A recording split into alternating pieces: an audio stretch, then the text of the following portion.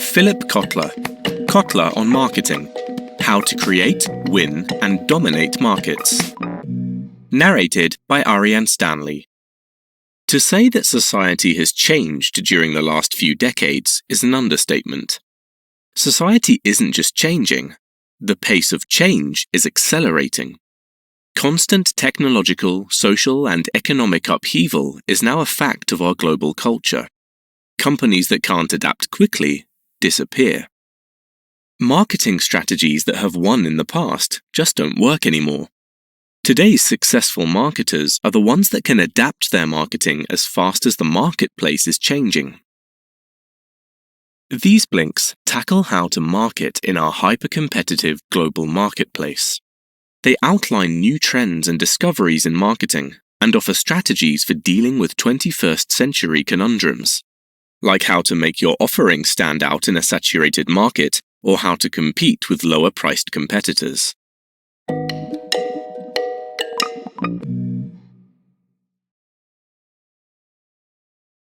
Blink number 1. The 5 steps in any successful marketing campaign are research, target, position, implement, and evaluate. Open a few books on marketing and you'll notice a trend. Most focus on for-profit marketing. While these blinks follow this tradition as well, marketing needs extend far beyond commercial enterprises. All kinds of organizations face marketing problems. Universities compete for students, political parties vie for votes, and churches try to attract parishioners. What's common to all these organizations is the desire to attract resources from the public. These resources include money, sure, but also engagement, interest, votes, reviews, or good word of mouth. The challenge for any marketer is figuring out how to persuade people to hand them over. We'll lay out a 5-stage marketing method for doing just that. The strategy guiding this method is to offer people some perceived value in return for their resources. The first stage, then, is research. Without research, a company enters the market blind. A newly launched product isn't likely to meet with success if there isn't a desire for it. That means that, prior to anything else, it's essential to learn about consumers' needs, tastes, and income levels, as well as about any likely competitors. The next stage is to choose your target market. Consumers aren't all the same, and not every consumer will be a profitable prospect. So it pays to streamline your marketing efforts by targeting only those consumers that have the means and the desire to buy your product. The third stage is to position your product to appeal to this market. Product positioning refers to how you plan on communicating the value of your offering to consumers. For example, the car manufacturer Volvo actively targets safety-conscious consumers by positioning their cars as the safest on the market.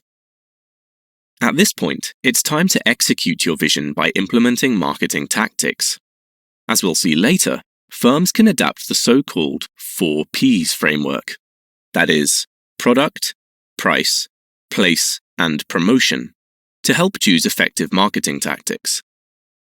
Once you've implemented your tactics, it's time for the final stage, evaluation. You can't rely on the same marketing strategy forever. It's imperative to continuously test your marketing efforts to ensure they're still effective. Successful companies are those that show a willingness to listen to customer feedback, undertake regular auditing, and adapt to good ideas wherever and whenever they emerge. Blink number 2. Research is crucial to identifying and evaluating marketing opportunities. All marketing can be categorized into one of 3 types: responsive, anticipative, or need-shaping. Most businesses fall into the first category, responsive marketing, which is about identifying and fulfilling pre-existing needs. The invention of the washing machine is an example of responsive marketing, because it answered the pre-existing need to help with the laborious task of washing clothes by hand. Anticipative marketing, on the other hand, is about recognizing trends in society and producing products that fulfill newly emerging needs. For example, the company Perrier began mass-marketing bottled drinking water in the late 70s after recognizing that there was a growing public awareness of the adverse health effects of soda drinks. The boldest form of marketing is need-shaping marketing, which involves creating needs that don't yet exist. A great example of need-shaping marketing is the Sony Walkman. Before Sony revealed its first Walkman in 1979, no one had a need for, and could hardly even imagine, a portable music device. Now, of course, such devices have become indispensable. What all of these forms of marketing have in common is that they depend on consumer needs. Wherever there's a need, there's a market opportunity. Marketing, therefore, can be thought of as the art of identifying, fulfilling, and sometimes creating consumer needs. Now, when it comes to the first two types of marketing, responsive and anticipative, market research is essential. If you intend on bringing a new product to market that claims to fulfill a consumer need, then you actually need to know what that need is. There are many options for carrying out market research. They range from simply soliciting customer feedback to undertaking large-scale consumer surveys. However, one of the easiest and most fruitful methods is simply to observe how customers use products. This is the method that Toyota used when it deployed researchers to hang around supermarket parking lots and watch customers load groceries into their cars. Based on the observed difficulties people were having, Toyota redesigned their cars' trunks to have more space and allow for easier sliding of bags. Of course, when it comes to need-shaping marketing, customer research isn't going to be quite as useful. Customers are unlikely to be aware of needs they don't yet have. Therefore, to be successful at this kind of marketing, companies need to augment their market research with heavy investment in innovation and development. Blink number 3.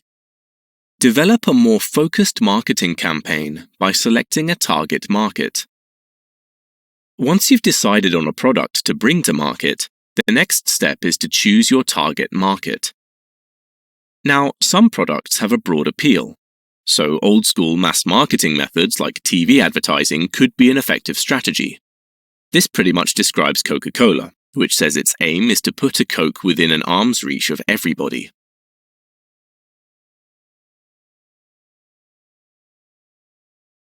But most products don't have such a general appeal, and given the high cost of mass marketing campaigns, it's usually more efficient to practice target marketing. In other words, directing your product and promotional efforts at a specific segment of the market. For example, if you supply menstrual products, then your marketing is obviously only going to be effective on part of the population. It's this group that you want to target. One of the benefits of targeting is that it allows you to cater a more specific offering to your chosen market. This means you're likely to have fewer direct competitors, and a greater chance of becoming the supplier of choice for this market. On the other hand, if the target market you choose is too narrow, you risk not having enough customers to be able to service the market profitably. It's the marketer's responsibility to consider target markets carefully and select only those that are likely to be profitable. The profitability of a target market depends on a number of factors, like how many people belong to that market, what their average income is, and how well their needs are currently being met. With that in mind, the first step towards selecting your target market is to create a customer spreadsheet in which you divide all your potential customers into a myriad of smaller categories. There are countless possibilities for divvying up customers, but popular choices include segmentation by demographic background, needs and desires, occupation, and income. Once you've created your customer spreadsheet, all that's left for you to do is select the market segments that are likely to be the most profitable. When making your selection, there are really only two considerations you need to make. First, ask yourself whether a group is able and willing to buy your product. And second, do you believe your product can serve this group in a superior way? When you're able to answer yes to these two questions, you have your target market. Blink number 4. Make your product more appealing by positioning it uniquely. Companies often complain that it's getting more and more difficult to set products apart from the crowd in our oversaturated, hyper-competitive global economy. These days, it's certainly true that you're unlikely to be able to offer a completely unique commodity. And even if you did, competitors would be quick to imitate. Still, you don't need to offer something completely new in order to have a product that stands out. You can differentiate your product by choosing a unique positioning. Positioning is about presenting your offering in a way that's relevant and appealing to your target market. That's usually achieved by aligning the product with one or more specific benefits. For example, the Head & Shoulders shampoo brand positions itself as good for eliminating dandruff, which makes it appealing to customers looking to fix a flaky scalp. But there are a lot of other options for positioning a product. You could, for instance, position your product by quality. Do you want to be the low-cost leader or the luxury provider? Alternatively, you could position your product by its application. That's how Nike positions its products. It designs unique shoes for particular sports. A further option is to position your product for specific occupations, like Apple does, by marketing its software as good for designers. Ideally, you shouldn't rely on just a single positioning. Successful marketing strategies generally weave together a tapestry of different positionings, which makes it harder for competitors to imitate or undercut their offering.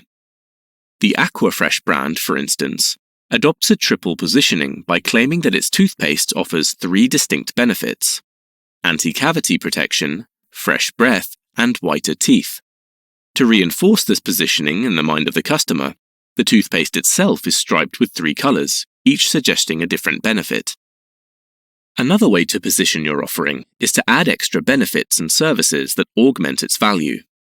Added benefits could include things like free setup, free training, or an extraordinary guarantee. So don't think of your offering as just a product.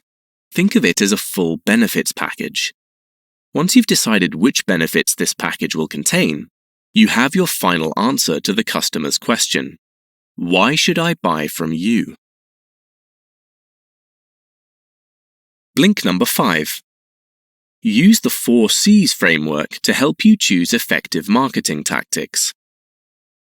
In the past, marketers believed their most important function was to find new customers. But that meant firms often treated new customers better than their current ones, and many dissatisfied customers went elsewhere.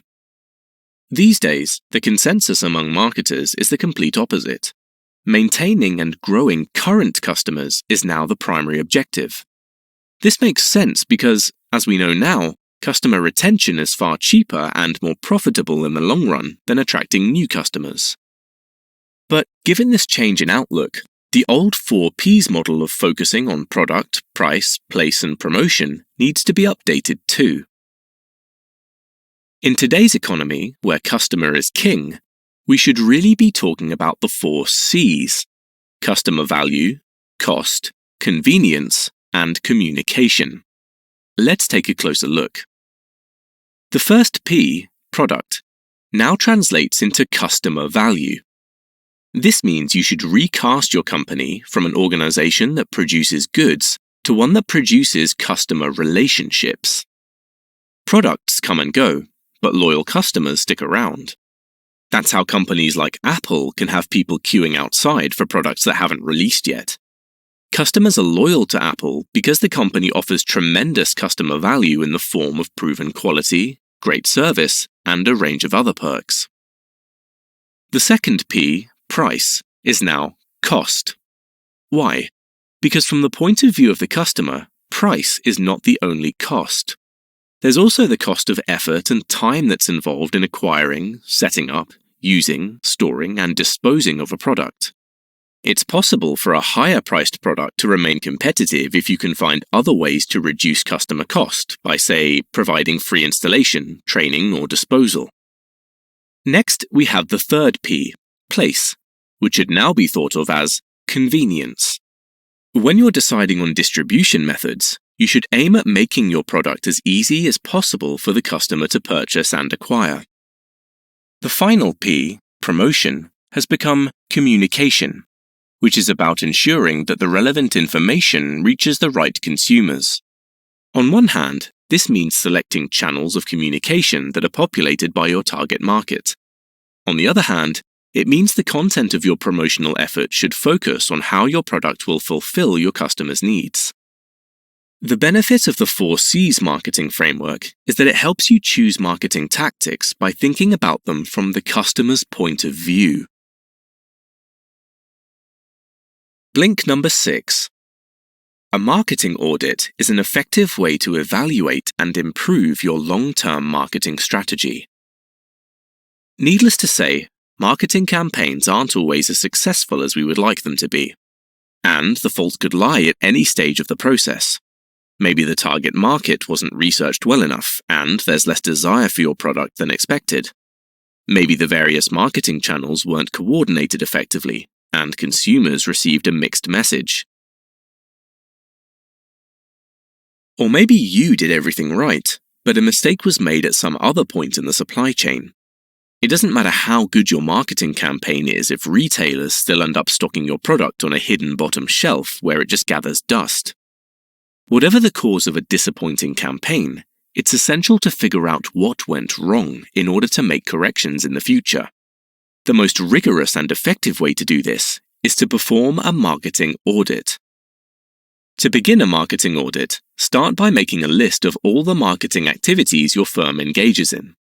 For example, you could write targeting, pricing, product management, and so on. Some larger firms include as many as 21 categories in their marketing audits, but for most companies, it should be sufficient to choose about 6 to 8 of the most important ones. Now your aim is to rank each activity on a scale of 0 to 100. Ideally, you'll make this determination by looking at hard data in the form of management plans, research results, and customer feedback. For instance, if you're trying to evaluate how well your company understands customer needs, and all you can procure is a customer survey from 5 years ago, then clearly the category of understanding customer needs will receive a low score. Once you've scored each marketing activity, the next step is to rank the importance of each activity as either low, medium, or high. With this done, it should become instantly visible which marketing activities are strong, and which need immediate attention. For example, if new product development is deemed to be an activity of high importance but received a low score, then you'll know you need to prioritize research and development in the next quarter. A marketing audit is a reliable way to keep long-term marketing efforts improving.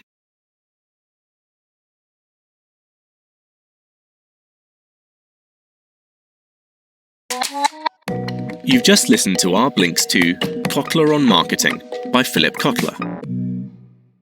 The key message in these blinks is that marketing is the art of identifying and fulfilling consumer needs. Whether it's a corporation trying to increase its revenue, a cultural institution trying to attract more visitors, or a politician trying to cultivate her public image. There are 5 steps to any successful marketing campaign. 1. Research market opportunities. 2. Choose your target market carefully. 3. Decide on a unique positioning. 4. Implement marketing tactics. And 5. Audit the results. This method forms a circular process, which you can continually put into action to adapt your marketing strategy to the ever-changing market. And here's some more actionable advice to create a marketing plan. Planning might not be the most exciting activity on the agenda, but it gives managers an opportunity to brainstorm new ideas and communicate shared visions and goals with one another. Your marketing plan should be short and sweet, ideally no longer than a single page, so anyone in the company can learn the strategy at a glance. It should contain a summary of the current situation of the company and the market, the marketing department's main objectives for the year, the chosen strategy, an action plan, and the methods for evaluation. As the saying goes, if you fail to plan, you plan to fail.